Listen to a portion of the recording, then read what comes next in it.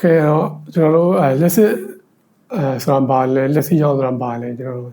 ပြီးတော့ battery နဲ့ circuit ဆိုတာပါလဲကျွန်တော်တို့သိပါပြီဆိုတော့နောက်တစ်ခုဒါမှဘယ်လိုသုံးလဲဆိုတာဆက်လို့ရတယ်ဟုတ်ပြီအဲ့တော့ဒီဟာနားလည်ပြီဆိုဘာလို့ကျွန်တော်တို့ကဒီအကြောင်းကိုစဉ်းစားနေရလဲဆိုတော့အဲ့တော့အခြေရဒီမှာရှိရတယ်ဒီနေရာလေးမှာအဲ့တော့ကျွန်တော်တို့ကဒီကောင်လေးကိုလက်စစ်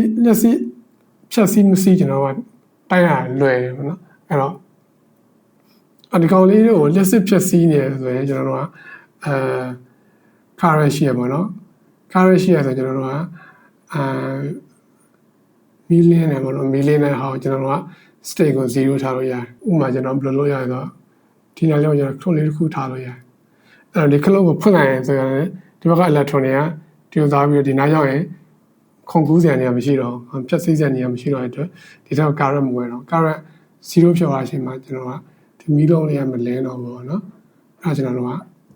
state ကို0လို့ထားလို့ရတယ်အဲ့တော့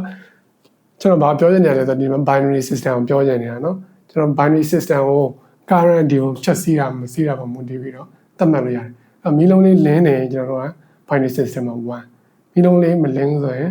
binary system မှာ0အဲ့တော့တကယ်ကွန်ပျူတာမှာတော့မီလုံးနေတော့မပါဘူးကျွန်တော်ကွန်ပျူတာ CPU ကိုကြည့်လိုက်မီလုံးလေးမမြင်အောင်ဒါပေမဲ့သူ့မှာကျွန်တော် transistor လို့ခေါ်တယ်ကျွန်တော်တို့ပစ္စည်းလေးတစ်ခုရှိမှာเนาะအဲ့ပစ္စည်းတွေကိုလက်ဆက်ဖြတ်စီလားမစီလားကျွန်တော်သတ်မှတ်ပြီးတော့ကျွန်တော်တို့ဒီမှာရှိတဲ့ volt တွေကိုတိုင်းပြီးတော့1လား0လားသတ်မှတ်တာပေါ့เนาะဒါပေမဲ့သဘောတရားချင်းတူတူပဲကျွန်တော်ဒီမီလုံးနဲ့ပြောရတာဟို logic ချင်းကိုပူအောင်လွယ်နေသေးတယ်ပေါ့เนาะအဲ့တော့ဒီမှာ motive ပြီးတော့ကျွန်တော်တို့က1001သတ်မှတ်လို့ရတယ်ဒီ clock level motive ဥပမာကျွန်တော်က1လို့ရင်ဒီ clock ဖွင့်လိုက်မြန်မာကနေတော့ပြောင်းပြန်ဖြစ်တယ်ဒီကကျွန်တော်တို့က close လုပ်လိုက်မယ်ဗျာအဲ့လိုဆို close လုပ်လိုက်မယ်ဆိုမီလုံးလေးလည်သွားမယ်ကျွန်တော်တို့က1ရပြီအဲ့ကျွန်တော်0လို့ရင်လည်းဆိုဒီကောင်လေး open လုပ်လိုက်မယ်အဲ့တော့မီလုံးကပိတ်သွားမယ်အဲ့တော့0ရပြီဟုတ်ပြီနော်အဲ့ဟုတ်ပြီ01ကိုဒါလည်းလုပ်လို့ရတာမှန်တယ်ကျွန်တော် mouse code တွေပါရေးနေကြမလို့ဗျာဒါပေမဲ့ဒီကောင်ကကျွန်တော် mouse code နဲ့သုံးလို့ရပဲမီလုံးအဖွင့်ပိတ်နေ state နှစ်ခုရှိနေဆို mouse code ကဘာလို့မဆိုသုံးလို့ရတယ်အတန်နဲ့လည်းရတယ်အလင်းနဲ့လည်းရတယ်အဲ့တော့ဥမာအခြေအနေတစ်ခုကျွန်တော်ပေးရမယ်ဆိုကျွန်တော်ပထမဆုံးပေးခဲ့တဲ့တငယ်ချင်း2ယောက်ဗျာအဲ့တငယ်ချင်း2ယောက်ကအခုချိန်မှာသူကတယောက်ကအိမ်ပြောင်းသွားပြီဟိုဘက်လမ်းကိုပြောင်းသွားရမယ်နော်ပြောင်းသွားတယ်လို့လက်မြင်ရအနေထားမှမရှိတော့ဘဲနဲ့သူကsorry အိမ်ပြောင်းသွားဒီနားလောက်မှာဖြစ်သွားပြီပေါ့နော်နောက်တရံအဲ့ဒါသူကဒီမျိုးဒီဂျိုင်းမှာရှားအိမ်တွေကန်နေတဲ့အတွက်သူကဓမီနဲ့လိုက်ပြီးအချက်ပြလို့မရတော့အဲ့ဒါကျွန်တော်တို့ဘယ်လိုလုပ်လို့ရလဲဆိုတော့ဟုတ်ပြီဓမီနဲ့ငါတို့မရတော့ဒါမှမဟုတ်ငါတို့မှာထူးတစ်ခုသိရှိပါရပါလဲဆိုတော့ circuit ပါနော်အဲ့တော့ဒီမှာ battery ဘက်မှာရှိမယ်ပဲ battery ကျွန်တော်ဒီနားမှာထားလိုက်သူက circuit တစ်ခုလေးကျိုးရတော့ဘယ်လိုဆိုရစက္ကန့်လက်စစ်ဝါရကျိုးရတော့စက္ကန့်တော့ကျွန်တော်ဒီနောက်မှာမီလုံးလေးထားရမယ်ပြီးရင်သူ့အိမ်မှာကျွန်တော်ဗာလေးထားလိုက်မယ်ဆိုတော့ခလုတ်လေးထားလိုက်ဒီလိုလမ်းတောင်းကျိုးတွေဖြစ်သွားသည့်တိုင်အောင်ကျွန်တော်ကလက်စစ်စက္ကန့်ရှိနေတဲ့အခါမှာသူကဒီဘက်ကိုကျွန်တော်1ပို့ချင်တယ်ဆိုရင်Moscow မှာဆိုရင် dot ပေါ့နော်1ပို့ချင်တယ်ဆိုရင်ကျွန်တော်ခလုတ်လေးကိုနှိပ်မယ်ကျ0ပို့မယ်ဆိုရင် flow လေးကိုဖွင့်မယ်အဲ့ဒါနှိပ်ထားတဲ့အချိန်နဲ့ flow ဖွင့်တာအချိန်နဲ့အတူရှိပေါ်မူတည်ပြီးတော့ကျွန်တော်တို့ကဘာပို့ရဆို dot နဲ့ dash နဲ့ပို့ရမှာเนาะအဲ့တော့ dot 3ပို့ခြင်း3ခါလေးကျွန်တော်တို့ကဖွင့်မယ်ပေါ့เนาะအဲ့တော့ဒီလိုမမြင်ရတဲ့ဒီလမ်းတွေချနေသည့်တိုင်အောင်ကျွန်တော်တို့ကဒီကောက်ကိုဒီ lesson circuit လေးကိုသုံးပြီးတော့ mouse code ပို့လို့ရမှာเนาะ1001ပို့လို့ရအဲ့တော့ဟုတ်ပြီအဲ့ဆိုရင်ကျွန်တော်တို့ကဒီဘယ်လောက်အထိဝေပို့လို့ရရင်တော့စဉ်းစားကြည့်အောင်ဟိုဘက်ဒီဘက်လမ်းတော့လာတော့ဘယ်လောက်မှကွာတာမဟုတ်ဆိုကျွန်တော်တို့ဝါယာကျိုးကတွေ့ရတာအဆင်ပြေပါเนาะဒါပေမဲ့အကယ်၍ကျွန်တော်တို့ဟိုဘက်ဒီဘက်လမ်းမဟုတ်ဘဲနဲ့ဟိုဘက်မြို့နဲ့ဒီဘက်မြို့ပို့မယ်ပေါ့เนาะဒါမှမဟုတ်ဟိုဘက်နိုင်ငံနဲ့ဒီဘက်နိုင်ငံပို့မယ်ပေါ့ဒါမှမဟုတ်ဟိုဘက်ကကဘာချမ်းနဲ့ဒီဘက်ကကဘာချမ်းနဲ့ကျွန်တော်တို့ပို့မယ်ဆိုရင် ဒီဝါယာကျိုးအလောက်ရှိဆက်လို့ရပါမလားမို့အဲ့ကြတော့ကျွန်တော်တို့နောက်ထပ်စဉ်းစားမယ့်ချက်တစ်ချက်ပြောသွားပြီဟုတ်မယ်နော်ဟုတ်ပြီအဲ့တော့အဲ့ရမစဉ်းစားခင်ကျွန်တော်တို့နောက်ထပ်ဘယ်လိုလုပ်လို့ရလဲဆိုတော့ဒီဥပမာကိုကျွန်တော်ကြည့်ကြည့်အောင်ဒီဥပမာမှာ information one way ပဲပို့လို့ရတာပေါ့နော်ဒီဘက်အိမ်ကျွန်တော်နာမည်ပေးလိုက်မယ် Alice ပေါ့နော်ဒီဘက်အိမ်ကပေါ့နာမည်ပေးလိုက်မယ်ဆိုတော့ကျွန်တော် Alice ကနေပဲဘောကိုပို့ရပါခလုတ်ကသူ့ဘက်မှာပဲရှိရလေဟုတ်တယ်မလားโอเคဘောကလည်း Alice ကိုပို့ရင်လည်းဆိုရင်ကျွန်တော်ဘယ်လိုလုပ်လို့ရလဲဆိုတော့သူကလည်းနောက်ထပ်ဒီမျိုး second နောက်တစ်ခုဆွဲလို့ရတယ်ဒါပါဒီမှာမီးလုံးလေးရှိမှာပေါ့ဗျာသူ့မှာဘက်ထရီဒီဘက်မှာတော့ဘက်ထရီရှိမယ်ပြီးရင်ဘော့အတွက်ပရိုလေးတစ်ခုရှိမှာပေါ့နော်ပြီးရင်လက်စီရဒီပြိုင်မှာချိန်ပါမယ်အဲ့ဆိုဘော့အနေနဲ့ကျွန်တော်ကLS ဘာကိုပို့ရတယ်သွားကြတော့ဒီအနက်ရအောင်ကျွန်တော်စာကက်ကရှိတယ်ဒီကလိုလေးကိုဖွင့်ပေးလို့ပြီးတော့သွားနေပြီးတော့ပို့ရရမယ်နော် LS ကလေးပို့ရင်လည်းဆိုရင်ဒီအနီရောစာကက်ကရှေ့ကလိုလေးကိုဖွင့်ပေးလို့ပြီးတော့ပို့လို့ရတယ်အဲ့ဆိုကျွန်တော်တို့က two way ပြောသွားပြီနော်ကျွန်တော် one way မို့တော့ two way ပြောသွားပြီအဲ့လိုမျိုး two way ပို့လို့ရပြောရတယ် two way telegraph ပေါ့နော် two way chain လို့ကျွန်တော်ပြောလို့ရတယ်အဲ့တော့နောက်တစ်ချက်ကကျတော့ကျွန်တော်တို့ဒီလိုလောက်ထားကြတော့ကျွန်တော် wire ကျိုးတွေရလေမလို့ပဲပို့နေရရှိဥမာကျွန်တော်ဒီလိုနေရာရေးဆိုရင်ဒီလိုနေရာဖြတ်ကြည့်လိုက်ရင်အသွားမှာလည်းဒီနှစ်ကြိုးထက်နေအပြန်မှာလည်းနှစ်ကြိုးထက်နေပေါ့နော်အဝါကျိုးတွေမလို့ပဲနဲ့ပို့နေရရှိအဲ့တော့ဒီ wire ကျိုးတွေကိုကျွန်တော်တို့က short ပြီးတော့ပုံဆွဲလို့ရတယ်ဟုတ်ပြီအဲ့တော့ကျွန်တော်တို့ wire ကျိုးတွေကိုဘယ်လို short ပြီးတော့ဆွဲမလဲဆိုတော့ဟိုမှာဒီဘက်ကကျွန်တော် LS မီးသေးရှိမှာပေါ့နော်ပြီးတော့ဒီ command ကျိုးကြောင့်ဟိုဘက်ပြေးလိုက်မယ် command အသွားကျိုးပေါ့နော်ပြီးဒီဘက်က command အပြန်ကျိုးလည်းကျွန်တော်ဟိုဘက်ပြေးလိုက်မယ်ပြီးကျွန်တော်တို့ကဒီမှာဘယ်လိုတစ်ခုခံလိုက်မယ်ပေါ့နော်ပြီးရင်ငါ close တစ်ခုထားလိုက်ပြီးရင်အဲ့လိုပဲကျွန်တော်ဒီဘက်မှာလည်းကျွန်တော်က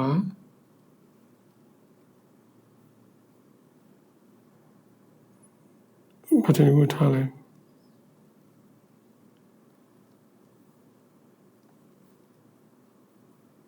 ပြီးဒီမှာကျွန်တော် close တစ်ခုထားမယ်ပြီးကျွန်တော်ဒီနေရာလောက်မှာတော့မီတော့ခုထားလိုက်မယ်နော်အဝါကျိုးကျွန်တော်တို့ကအများကြီး short ချလိုက်တဲ့ဘောပါနော်အကယ်၍အန်ဒီရီယာပေါ်ပြန်အိမ်ပါနော်အဲ့တော့အဲ့ဒါဆိုတော့မှာပေါ်ပါဘက်မှာအဲ့တော့သူတို့ကခုနပြောရတာမဲ့ဒီဘက်ကခလုတ်လေးနှိမ့်လိုက်ရင်ဒီဘက်ကခလုတ်လေးနှိမ့်လိုက်ရင်ဟိုဒီအလဲကဒီကျွန်တော်ပုံမှာဒီလူအသေးလေးဗျာဒီလူအသေးလေးက activate ဖြစ်သွားမယ်အဲ့နော်ဒီဘက်ကအကြီးမသွားတော့အသေးလေးက activate ဖြစ်ပြီးတော့ဒီဘက်ကမျိုးလေးဒါလင်းမယ်အဲ့ဒီဘက်ကလူကဘောကဒီဘက်ခလုတ်နှိမ့်လိုက်ရောသူကကြတော့ဒီဘက်ခလုတ် close လုပ်ရတာနဲ့ဒီဘက်အောက်တာလူပေါ့နော်ဒီလူအကြီးကလက်စစ်စီပြီးတော့ဒီကမျိုးလေးကသွားလင်းမယ်ဟုတ်ပြီနော်အဲ့တော့ဒီ area တွေကကြတော့ဒီနေရာလေးကကြကျွန်တော်တို့ကဟိုဘက်ဒီဘက် comment ပြတဲ့နေရာလေးပေါ့နော်အဲ့တော့အဲ့ဒါကြောင့်ဘာကျူ short ချလိုက်တာပေါ့အဲ့ဒီပုံစံနဲ့ဆိုရင်ကျွန်တော်တို့က two way telegram ရပါတယ်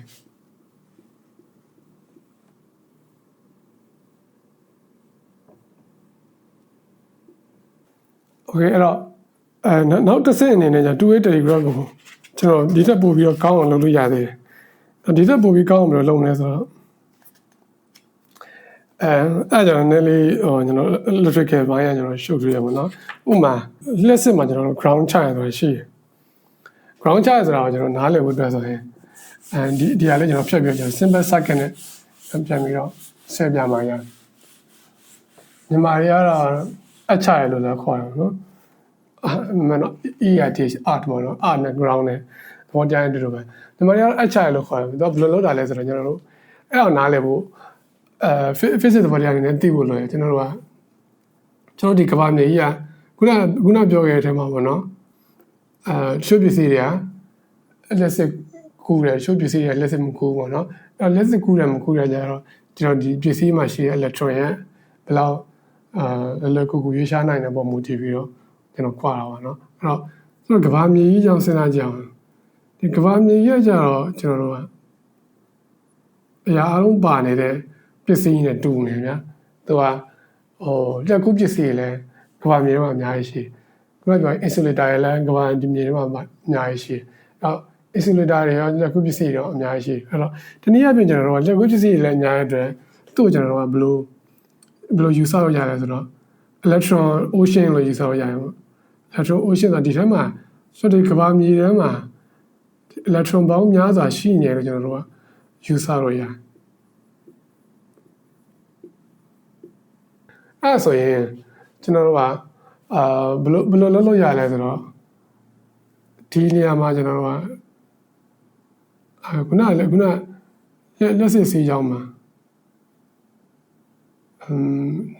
ဘက်ကနဂရနာ post နေတာဒီအချိန်ဒီမှာကျွန်တော်တို့က electron တွေကဒီဘက်ကနေလာပြီးတော့ကြောက်ဝင်သွားမှာပေါ့နော်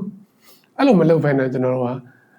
ကဒီအလယ်မှာရှိနေတဲ့ကမ္ဘာမြေထဲမှာရှိနေတဲ့ဒီ electron ocean electron ပင်လယ်ကြီးကိုကျွန်တော်တို့ကယူပြီးတော့သုံးလို့ရတယ်ကွာအဲ့တော့ဒီကျွန်တော်ဘယ်လိုလုပ်မလဲဒီဘက်ကအလယ်မှာရှိတဲ့ဝါယာရိုးတွေကျွန်တော်ဖြောက်လိုက်ကျွန်တော်ဒီနားမှာတန်တိုင်းဆိုရင်ကော့ပါတိုင်းပေါ့နော်ချင်းနှန်းချောင်းလိုမျိုးနဲ့ကျွန်တော်တို့ကကမ္ဘာမြေထဲကိုထိုးဆိုင်လိုက်အဲ့တော့ထိုးဆိုင်လိုက်ပဲဆိုတော့နည်းနည်းတော့မဟုတ်ဘူးကျွန်တော်တို့နည်းနည်းတော်တော်လေးနည်းနည်းကြီးထိုးဆိုင်မှရထိုးဆိုင်ပြီဒီဘက်မှာရှိတဲ့ဝါယာရိုးကိုလည်းကျွန်တော်ဝါယာရိုးကိုလည်းချင်းနှန်းဒီလိုချင်းနှန်းအချောင်းနဲ့ raw နဲ့ချိန်ပြီးတော့ကမ္ဘာမြေထဲကိုထိုးဆိုင်လိုက်အဲ့လိုထိုးဆိုင်လိုက်တဲ့အခါမှာဘယ်လိုဖြစ်သွားမလဲဆိုတော့ electron တွေကဒီစီဘက်အရှိန်နဲ့စီးလာရင်လည်းဒီဘက်ကဒီ electron ပင်လယ်ကြီးကိုစီးဝင်သွားမယ်ပေါ့ဗျာအဲ့တော့ဒီနေ့အပြင်ကျွန်တော်တို့တင်စားပြီးပြောရရင်တော့ကျွန်တော်တို့မြစ်လေးတစ်ခုရှိမှာပေါ့ပင်လယ်ကြီးရှိမှာပေါ့အဲ့ဒီမြစ်ထဲကလာတဲ့ electron တွေဒီပင်လယ်ကိုစီးဝင်သွားမယ်ဒီမှာလည်းအဲ့လိုပဲတခြားဟိုဘက်တစ်ဖက်မှာလည်းကျွန်တော်တို့ကပင်လယ်ကြီးရှိမယ်ဒီမှာမြစ်ထဲရှိမယ်အဲ့ဒီဘက်မှာရှိတဲ့ရေလည်းဒီဘက်ကိုစီးဝင်သွားမယ်အဲ့တော့ဒီဘက်ကိုဝင်လာတဲ့ဒီဘက်ကိုစီးဝင်လာတဲ့ရေကဒီဘက်ကိုရောက်သွားမှာမဟုတ်နော်ဒီဘက်ကိုစီးဝင်လာတဲ့ရေကဒီဘက်မှာပဲလဲနေမှာပဲဒါပေမဲ့ဒီဘက်ကိုရောက်သွားတဲ့ရေတွေတရားပဲ electron တွေကြတော့အသစ်တွေမှာနော်အဲ့တော့အဲ့လိုလုပ်တဲ့အခါမှာဒီဘက်က positive charge ရှိနေတဲ့အတွက်ဒီဘက်က electron တွေကဒီဘက်ကိုတောက်ရမယ်အဲ့တော့ကျွန်တော်တို့သိနားမလဲဆိုရင်တော့ပဲစဉ်းစားကြည့်နော်ဒီလိုတော့ပဲစဉ်းစားကြည့်ဒီလိုတော့ပဲဘယ်ဘက်ချမ်းပဲစဉ်းစားကြည့်လိုက်ကျွန်တော်တို့ကဒီဘက်ဘာရှိနေမလဲဆိုတော့မမှန်တော့ကျွန်တော်ခုနပြောတယ်မှာ electron တွေမကဘူးကဘာမြေကြီးကပစ္စည်းရဲ့ကိုရှိနေတဲ့အတွက်ကျွန်တော်တို့ proton တွေလည်းအများကြီးရှိတယ် sorry proton မဟုတ်positive charge တွေလည်းအများကြီးရှိရမှာနော် proton ဖြစ်ချင်မှဖြစ်မှာဒါပေမဲ့ positive charge ပစ္စည်းတွေလည်းကျွန်တော်ဒီကဘာမြေရောအများကြီးရှိအဲ့တော့ကျွန်တော်ဒီဘက်ချမ်းမဲ့ကျွန်တော်စဉ်းစားကြည့်လိုက်မယ်ဆိုရင်ကျွန်တော်တို့ကဒီမှာကျွန်တော် negative terminal ရှိမယ်လေ negative terminal electron တွေရှိမယ်အဲ့တော့ဒီမှာရှိနေတဲ့ electron လေးတွေကိုဒီကြီးနဲ့ join လိုက်တဲ့အတွက်ဒီထဲမှာရှိတဲ့ positive charge အပေါင်း group ကဒီဘက် electron ကိုလမ်းဆွဲတယ်ဟုတ်တယ်နော်နောက်တစ်နည်းအားဖြင့်ကျတော့ဒီမှာဒီဘက်ကိုကြည့်အောင်ညာဘက်ချမ်းကြည့်အောင်ညာဘက်ချမ်းမှာလည်းအဲ့လိုပဲဒီဝါကျိုးထဲမှာကျွန်တော် electron လေးရှိတယ်ဒါပေမဲ့ electron တွေကကျွန်တော်တို့မြေကြီးနဲ့ဆက်ရတဲ့အတွက်ကြောင့်ဒီမြေကြီးထဲမှာရှိတဲ့ electron group ကသူ့ကိုဘာလုပ်မလဲလမ်းတော့မယ်ဟုတ်တယ်နော်အဲ့တော့ဒီ electron တွေဒီမြေကြီး group ကလမ်းတော့မယ်ဒီ electron တွေဒီမြေကြီးထဲမှာရှိတဲ့ positive group ကလမ်းဆွဲမယ်အဲ့လိုလုပ်လိုက်တဲ့အတွက်ဒီ electron တွေကဒီရောက်သွားမယ်ဒီ electron တွေကဒီမှာတက်သွားမယ်ဒီ battery မှာရှိနေတဲ့ဒီ positive charge terminal ကpositive charge တွေဒီဘက်မှာရှိနေတဲ့ electron တွေကိုလမ်းဆွဲတယ်ဟိုဒီဘက်မှာရှိတဲ့တွန်းအားနဲ့ဒီဘက်မှာရှိတဲ့ဆွဲအားနဲ့ပေါင်းပြီးတော့ဒီမှာရှိတဲ့ electron တွေကြတော့အပေါ်ကိုတက်သွားမှာပေါ့နော်အဲ့တော့ကျွန်တော် electron ရဲ့ကျွန်တော်တို့ဒီသူခီးစဉ်တစ်ခုလုံးကြည့်ချင်ဒီ terminal စကြည့်ရင်သူကဒီလာမယ်ဒါမြေကြီးရရှိနေတဲ့ဒီ positive charge ရလမ်းဆွဲတဲ့အတွက်သူမြေကြီးတော့ဝင်သွားမယ်ဒါပေမဲ့အဲ့ဒီ same electron ကဒီဘက်ကိုရောက်သွားတာမဟုတ်ဘူးเนาะ same electron ကဒီဘက်မှာပဲရှိနေမယ်ဒါပေမဲ့ဒီဘက်က electron အသစ်တစ်ခုကကျွန်တော်ဒီ positive charge ဆွဲအားနဲ့မြေကြီးကနေပြောခုန်တက်သွားတာညမြေကြီးကနေပြီးဒီဝ wire ဒီတန်ကြောင်းနဲ့တစ်ဆင့် sorry ကျင်းတန်းကြောင်းနဲ့တစ်ဆင့်အပေါ်ခုံတော့ပြီးတော့ကျွန်တော်တို့မီဒီကိုဖြောင်းအောင်မယ်အဲ့တော့မီဒီကိုဖြောင်းရတဲ့အခါမှာမီးလင်းမယ်အဲ့တော့ရုပ်တရက်ကြည့်ရင်တော့လေဒီကြီးက circuit ကြီးကအလင်းမှာပြက်နေလို့ထင်ရတယ်တကယ်တော့မဟုတ်အဲ့ဒါကိုကျွန်တော်တို့က ground charge လို့ခေါ်တယ်အဲ့ ground charge တဲ့အခါမှာဒီမြေကြီးနဲ့ပတ်သက်ပြီးတော့ကျွန်တော်တို့ဘာမှမဆွဲတော့ပဲねကျွန်တော်သင်္ကေတလေးနဲ့ပဲကျွန်တော်တို့ပြရတယ်အဲ့သင်္ကေတကိုကျွန်တော်တို့ ground charge တဲ့သင်္ကေတမျိုးလေးပေါ့နော်အဲ့လိုလေးပဲပြရတယ်အဲ့တကယ်မြေကြီးနဲ့ဆက်လိုက်တာပေါ့နော်မြေကြီးနဲ့ဆက်ရတဲ့အတွက်လက်စစ်ကြောင်ကဒီ wire ကျိုးရဲ့ဒီ 50% လောက်မြေကြီးက wire ကျိုးအနေနဲ့ကျွန်တော်ယူသုံးလိုက်တာပေါ့ဒီလက်စစ်ကိုကျွန်တော်တို့က ground ချပြီးတော့ circuit ကိုလွတ်လိုက်ပြီးဆိုတော့ကျွန်တော်ဒီ thermal battery နဲ့မရတော့ဥပမာကျွန်တော်အိမ်သုံး battery နဲ့မရတော့ဗျာဘာလို့မရတော့လဲဆိုတော့ကျွန်တော်အရှိမပြောခဲ့သလိုပဲလေV equal to IR ပေါ့နော်အဲ့တော့ဒီ battery ရဲ့ voltage ကိုသိချင်ကျွန်တော်တို့ကဒီနှစ်ခုမှမူတည်နေတာပေါ့current တော့ဒီအလင်းရောင်အတိုင်းပဲလိုချင်တယ်ဆိုရင် current တော့အခြေအနေတစ်ခုမှမချေဘူးဒါပေမဲ့ ground ချရတယ်မချရတယ်နဲ့မှာဘာကွာသွားလဲဆိုတော့ကျွန်တော်ဒီ wire ကျိုးရဲ့ resistance ပေါ့နော်ကျွန်တော်အရင်တော့ wire ကျိုးတော့ရင်တော့တစ်ခုလုံးကဒါပဲလေဒီ wire ကျိုးပဲဒါပေမဲ့ ground ချလိုက်ပြီဆိုရင်ဒီတစ်ဝက်လောက်ကဘာပြောရလဲမြေကြီးဖြစ်သွားတယ်အဲ့ဒီကမြေကြီးဖြစ်သွားတယ်အဲ့မြေကြီးဖြစ်သွားဆိုမြေကြီးရဲ့ resistance ကကျင်းတဲ့ကျိုးထက်တော့ပို့ပြီးတော့များတယ်ဗျာအဲ့တော့ကျွန်တော်တို့က resistance များသွားတဲ့အတွက်တော့ပေးရတဲ့ voltage ကလည်းကျွန်တော်များပေးရမယ်အဲ့တော့ဒီမှာသုံးတဲ့ voltage ကကျွန်တော် ground ချပြီဆိုရင်အိမ်မှာသုံးတဲ့တက်ခဲလောက်နဲ့မရတော့เนาะအဲ့တော့ကျွန်တော်တို့ voltage အမြင့်ပြီးတော့မှ ground ချတဲ့လက်ခုပစ္စည်းကျွန်တော်တို့လုံးရမှာเนาะဒါပေမဲ့ 50% လောက်ကြီးကိုကျွန်တော်တို့က50% နီးပါးလောက်ကြီးကိုကျွန်တော်တို့ wire ကျိုး short ချလိုက်နေတာဖြစ်တဲ့အတွက်ကျွန်တော်တို့ distance away ကိုကျွန်တော်တို့ကsame wire amount သုံးပြီးတော့ကျွန်တော်တို့ကကျိုးတွေဆက်လို့ရရပါတော့အဲ့တော့ဟိုဘက်မြို့ဒီဘက်မြို့လည်းကျွန်တော်တို့ကဆက်လို့ရတယ်နော်ဟိုဘက်ရက်ကွက်ဒီဘက်ရက်ကွက်လည်းရတယ်ဒါပေမဲ့အဲ့ဒါဖွေးဝိုင်းကျတော့ပြဿနာတစ်ခုပေါ်လာမယ်နော်အဲ့တော့ပြဿနာတစ်ခုကကျတော့ဘာလဲဆိုတော့ကျွန်တော်နောက်လက်ဆက်မှာဆက်ပြီးတော့ဆွေးနွေးရမယ်